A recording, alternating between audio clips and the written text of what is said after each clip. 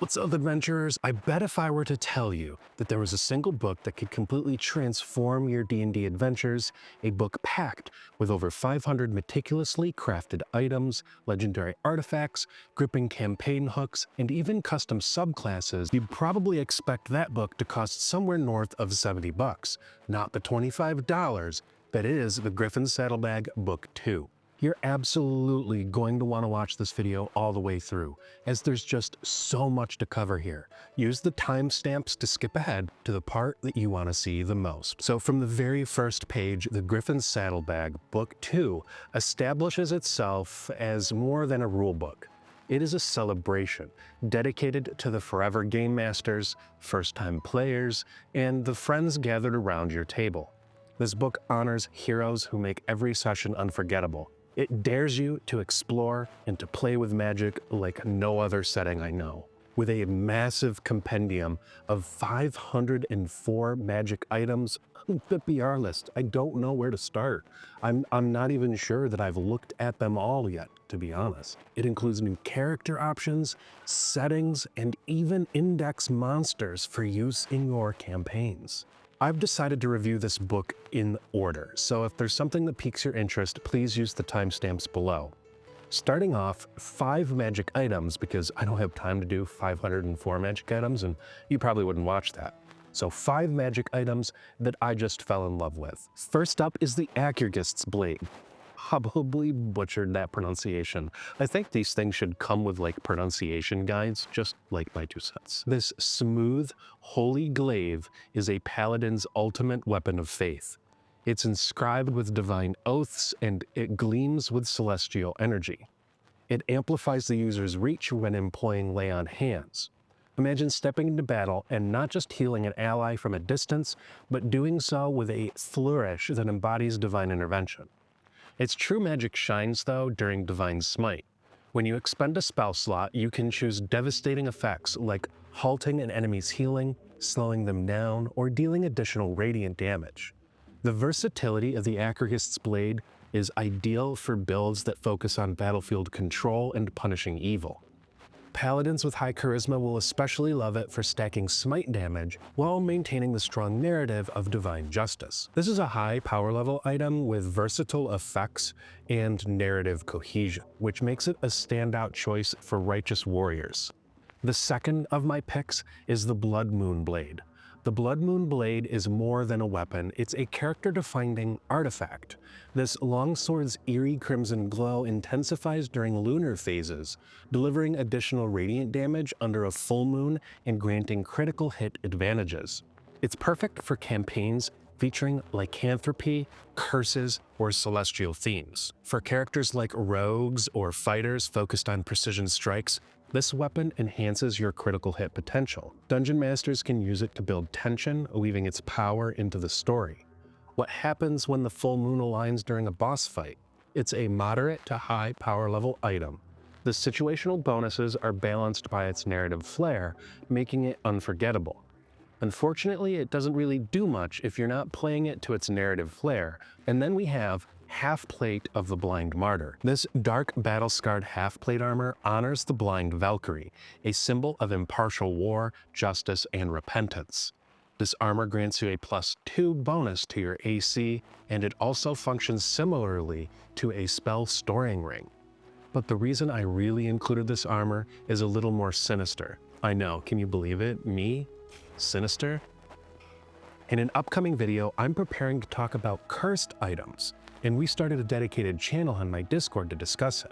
The half plate of the Blind Martyr showed up there, and I was like, yes, queen, this armor is mine. When cursed by this item, you are blind, but you also have 60 feet of blind sight. Additionally, when you hit a creature while wearing this armor, you take a nominal amount of psychic damage, 3 to be specific. The biggest reason cursed items don't make it into more games is that cursed items feel super punishing at low levels, but at high level, they're just super trivial. But this curse, it feels narratively driven, and I could totally see it fitting an Oath of Redemption paladin, personally. And if your campaign features undead, and let's face it, whose doesn't? They're like the quintessential low-level enemy, and sometimes high-level ones too. The Eternal Slayer is the weapon you need. This next item on our list was forged with one purpose. This legendary blade deals devastating additional damage to undead and allows its wielder to sense their presence within 60 feet. Clerics and paladins will of course find this item invaluable, especially in campaigns where necromancers or liches play a significant role. Not that Eve of Ruin anybody, and to my players, yes, you can absolutely use this item in our ongoing game. Imagine the tension of detecting undead in a crypt, but not knowing exactly where they are. Combine this with spells like Turn Undead for a holy 1-2 punch, and that's both thematic and effective. It's a very powerful item in the right hands, and it could be a campaign-defining item for undead-heavy stories. And I feel like if I left our next item off the list, I would be doing this entire video a little bit of an injustice. The namesake of the book, the Griffons Saddlebag, is the ultimate utility item. Think of it as a bag of holding on steroids, allowing the user to store and retrieve items from an extra-dimensional space. Only another artifact can damage it, but what sets it apart is its narrative flexibility. For creative players, the saddlebag can hold plot-critical items, or serve as a deus ex machina in tight situations. Yeah, I didn't think I could pronounce that smoothly either, just came off the tongue.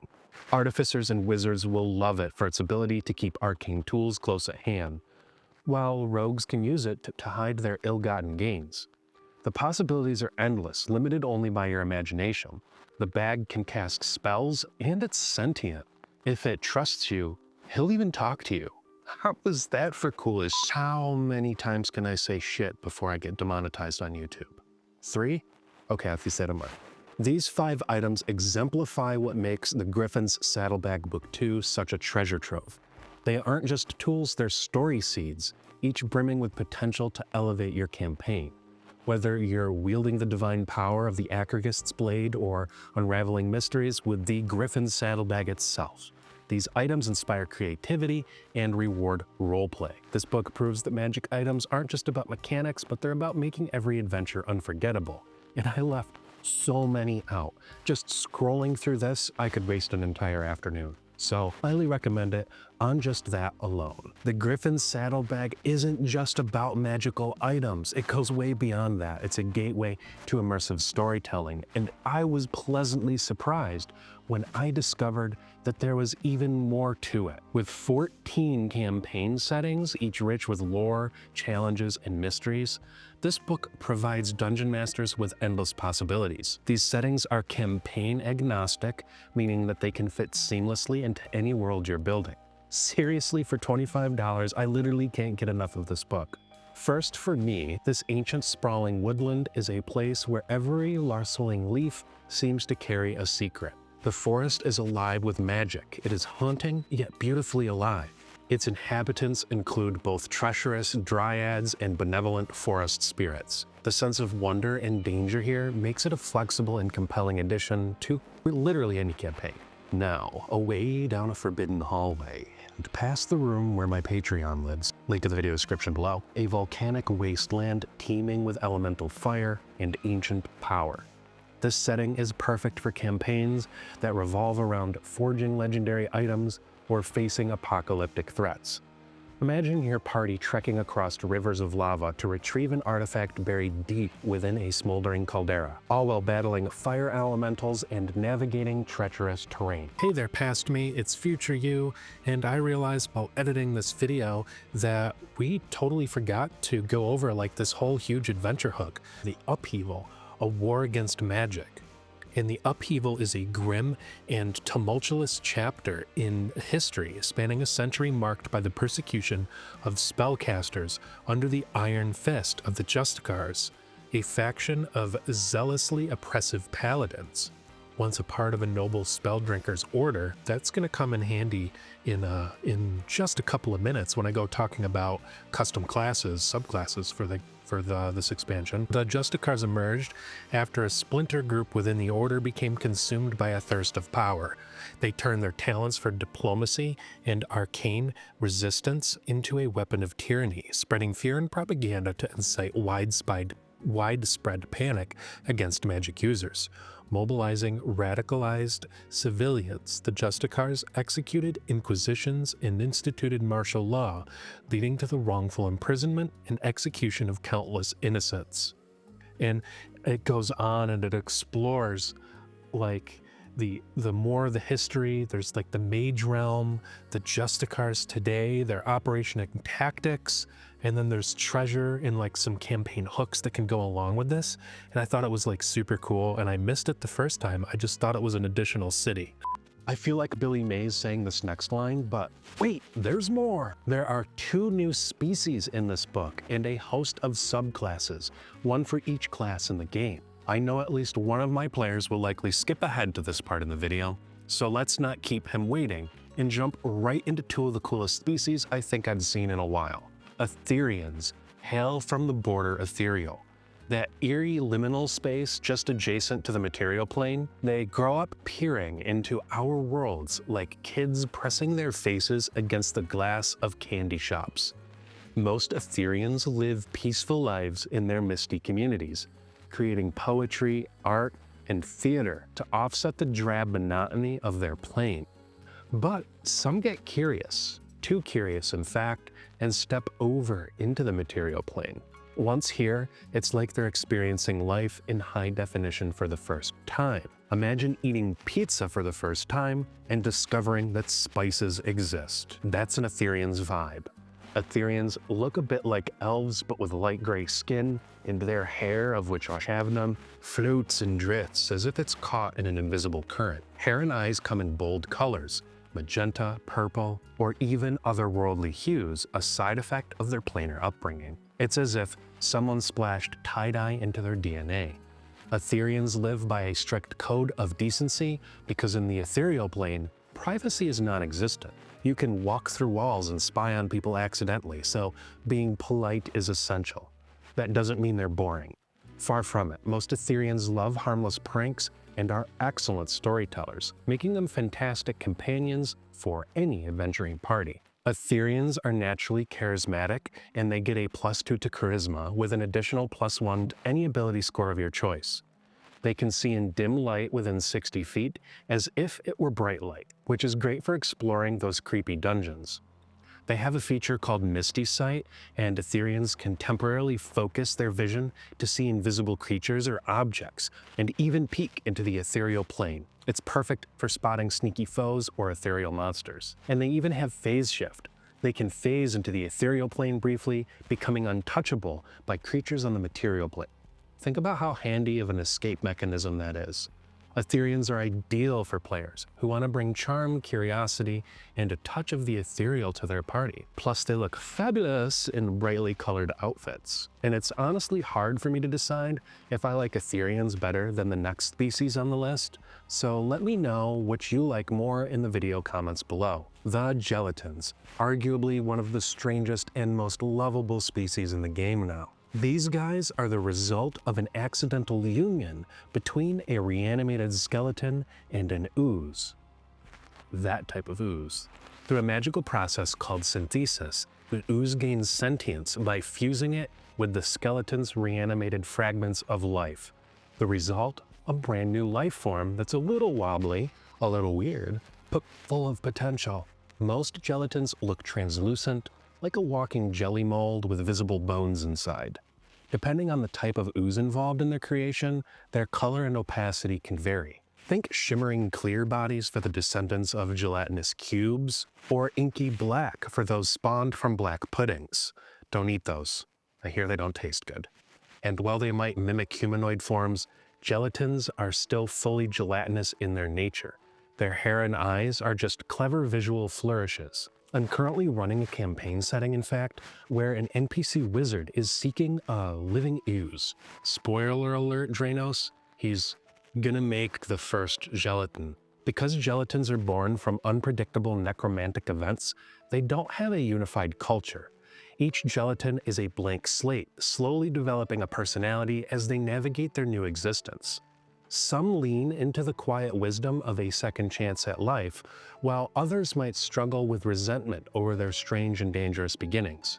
Either way, they're deeply curious and eager to make the most of their time.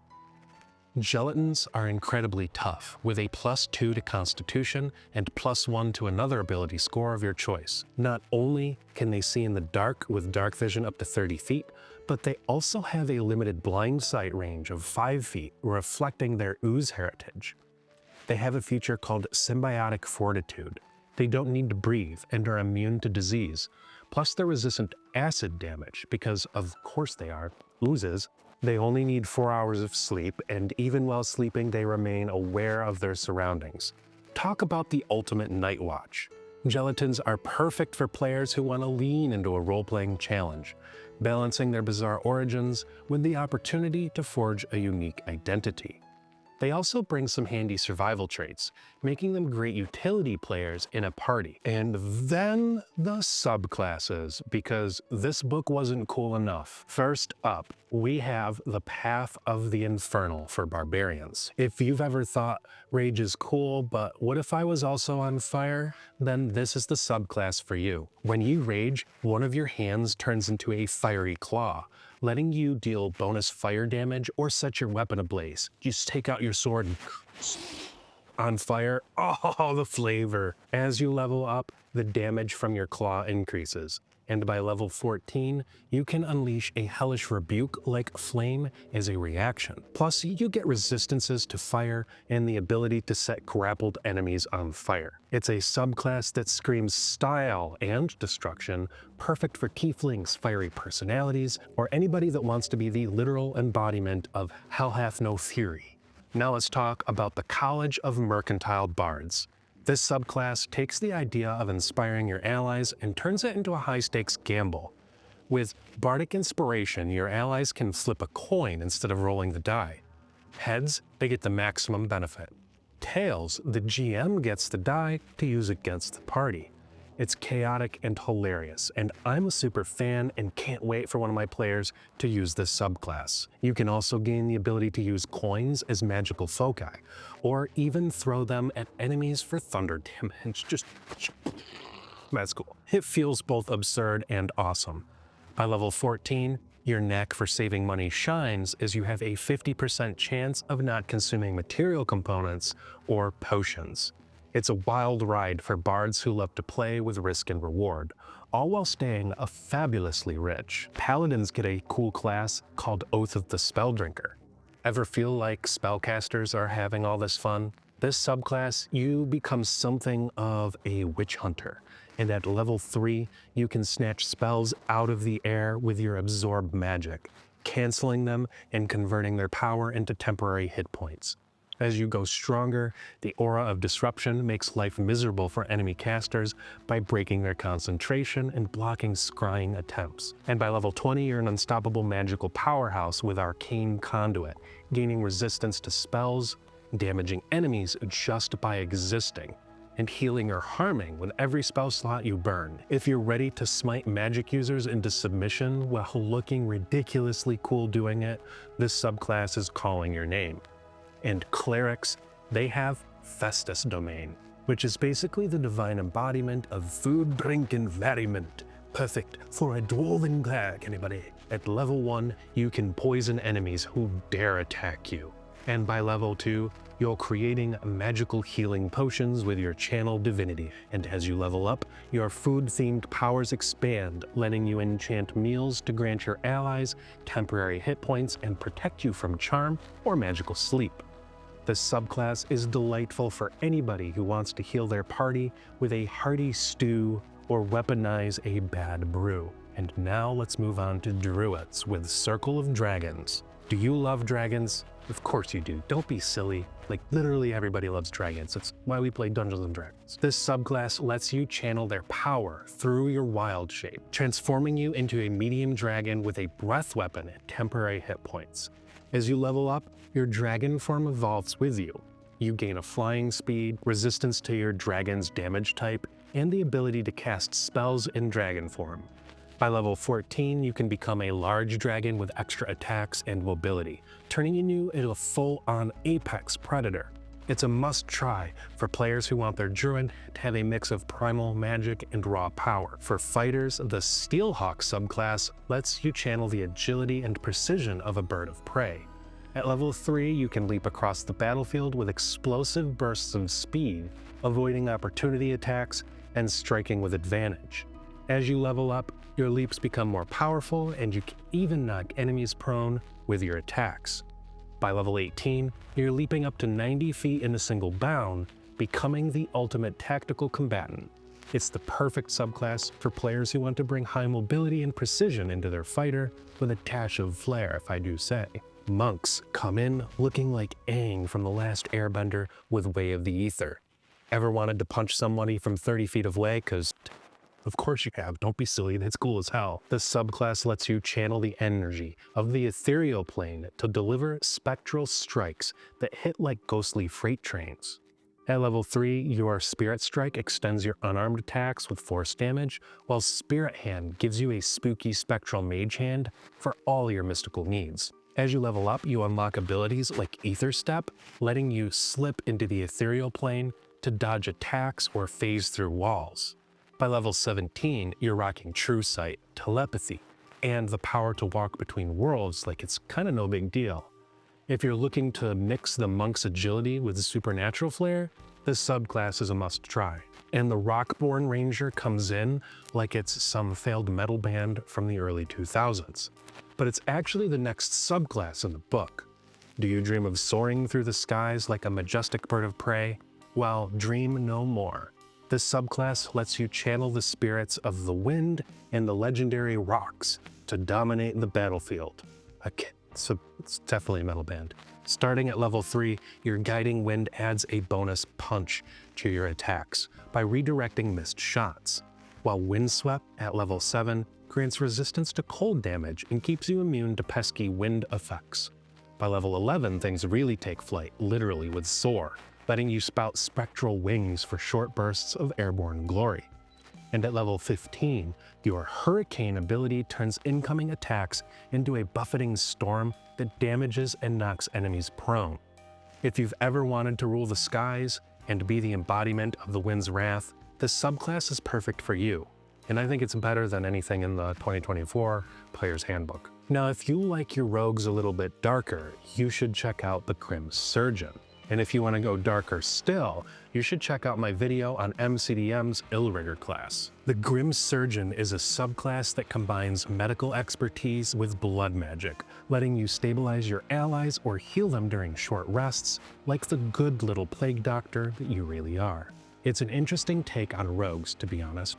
You also gain temporary hit points when dealing sneak attack damage, essentially stealing your enemy's vitality, and by level 17, you can dominate creatures by controlling their blood.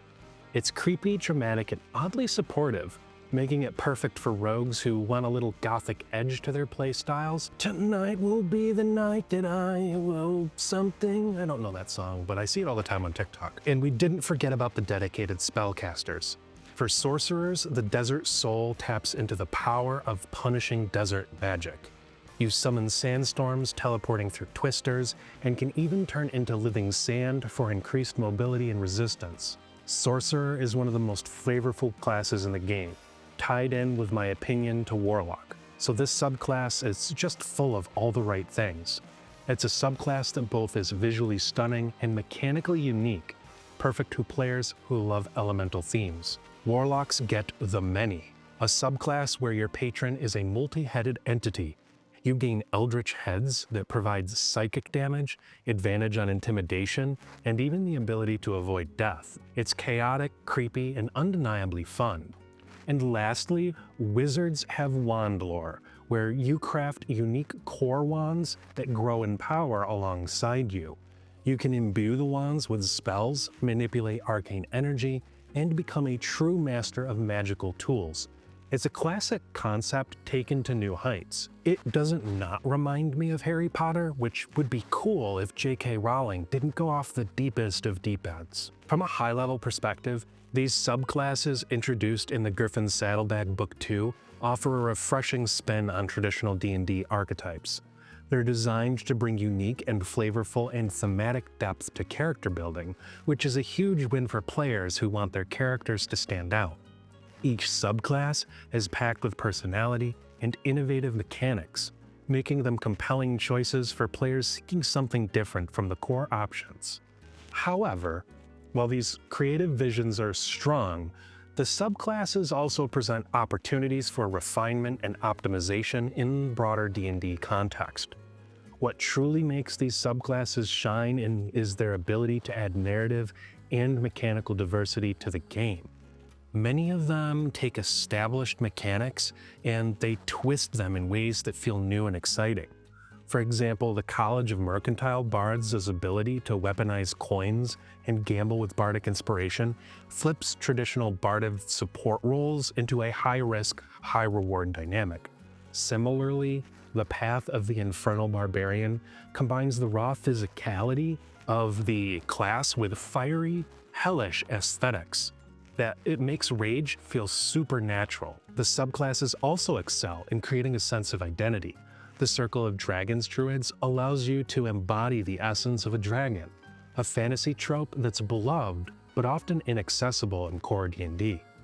Meanwhile, the Festus Domain Cleric leans heavily into the joyous and communal aspect of food and drink, offering a thematic and flavorful alternative to more stoic or combative cleric subclasses. Across the board, these subclasses feel like they were designed to spark joy, inspire roleplay, and let players craft memorable characters with ease.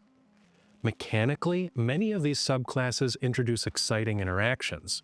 The Grim Surgeon Rogue's ability to combine medical expertise with blood magic opens up possibilities for both combat and roleplay, blending healing and damage in a way that feels balanced and unique. Similarly, the Wandlore Wizard stands out for its focus on creating an item with arcane versatility, providing a refreshing take on a class often dominated by traditional spellcasting builds.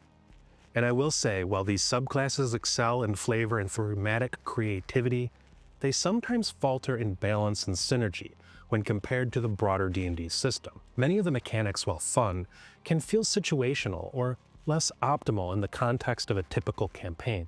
For example, the College of Mercantile Bards' reliance on coin flips adds a fun element of randomness, but may frustrate players who prefer consistency and have terrible luck like me at the table. Also, the Grim Surgeon Rogue's blood magic, while flavorful, can feel very specialized, as some of these abilities rely heavily on sneak attack damage or specific combat conditions to shine. These features may feel limiting in campaigns that don't cater to their niches. Another challenge lies in scalability. Subclasses like Path of the Infernal Barbarian or Circle of Dragons Druid scale beautifully with level, offering increasingly dramatic and satisfying abilities. But others like the Festus Domain Cleric might struggle to keep their mechanics impactful at higher levels, where the ability to enchant food or to create healing drafts may be overshadowed by other more immediate healing options or utility spells. For optimization-focused players, some of these options might feel underwhelming or situational compared to core subclasses. However, for players who prioritize character identity and thematic depth, these subclasses are a goldmine. At the end of the day, they are about embracing fun and flavor, and this book is definitely crammed full of that type of stuff. And I don't think anybody is going to complain too awfully loud. First of all, this wasn't made by Wizards of the Coast, it was made by the Griffons Saddlebag. And if you do have complaints anyways, make sure that you leave them in the video comments below. See, I'm trying to increase my engagement. Am I doing it right? Sorry, don't come at me. One part of the book that I didn't cover yet is the index of monsters that comes along with it.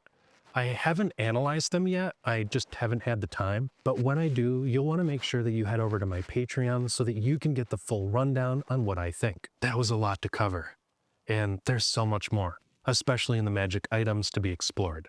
I hope this video was helpful to you, so that if you're on the fence about deciding if you should pick up the Griffons Saddlebag book, I'm here to tell you, you definitely should. Until next time, my friends, keep rolling those dice, and may your quests be epic.